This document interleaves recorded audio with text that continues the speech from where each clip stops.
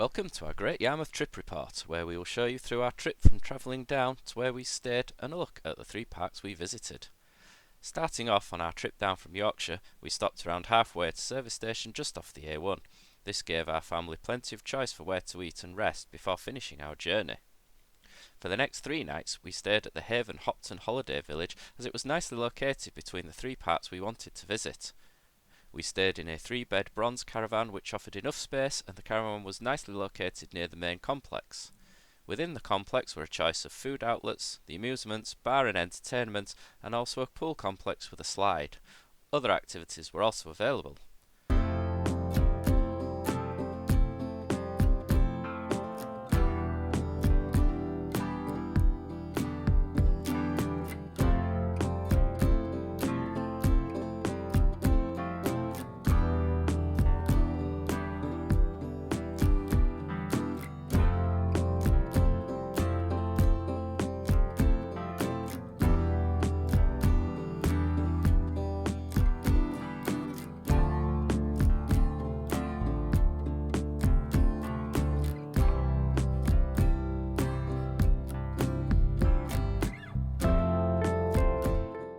A short walk from our caravan you could get to other amusements, one of which, called Bubbles, was great for tickets and a choice of prizes, and a nice Chinese takeaway which I enjoyed on our final night.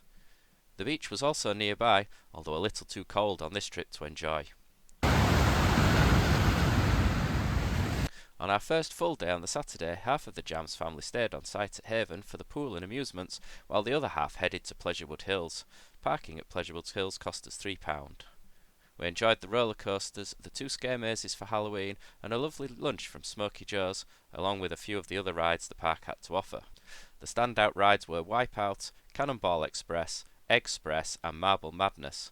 The Pleasurewood Hills Express, Jolly Roger, and Rootin' Tootin' Target Trail, even without guns, were also good.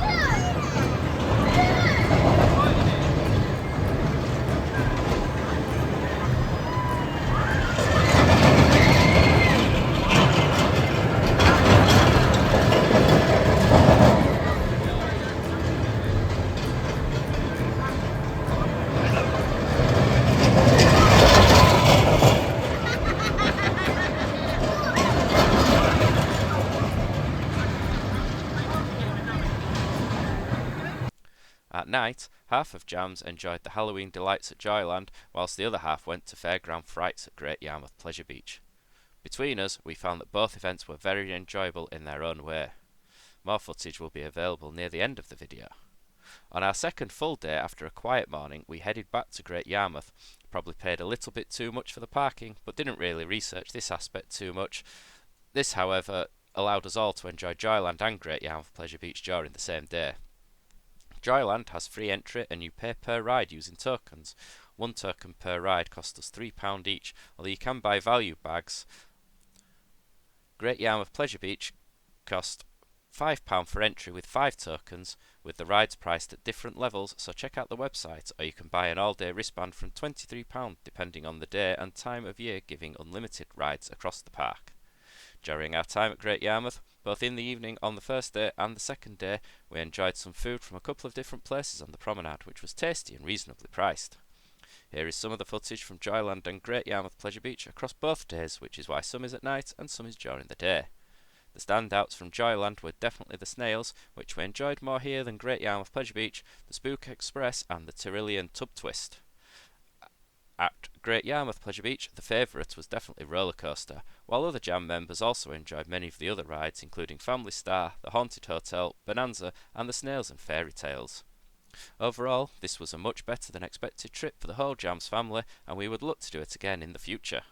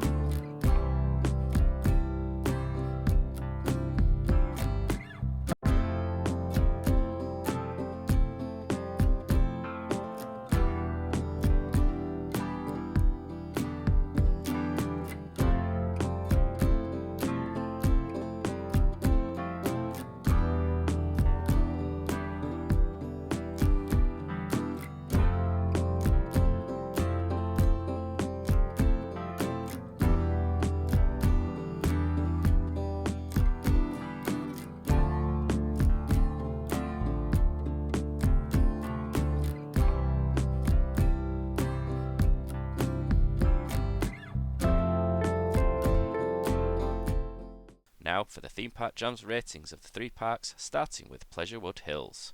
J 7.1, A didn't visit, M 7.1, S didn't visit, giving it an overall rating of 7.1. Next up, Joyland. Harder to rate given the size of the park, but we did have fun. J 6.2, A 6, M 6.5, S 6.2, giving it an overall rating of 6.2. Finally, Great Yarmouth Pleasure Beach. J 7.2, A 7.3, M 6.5, S 6.3, giving it an overall rating of 6.8. We look forward to bringing you along on many more journeys, and if you would like to subscribe, it would be much appreciated.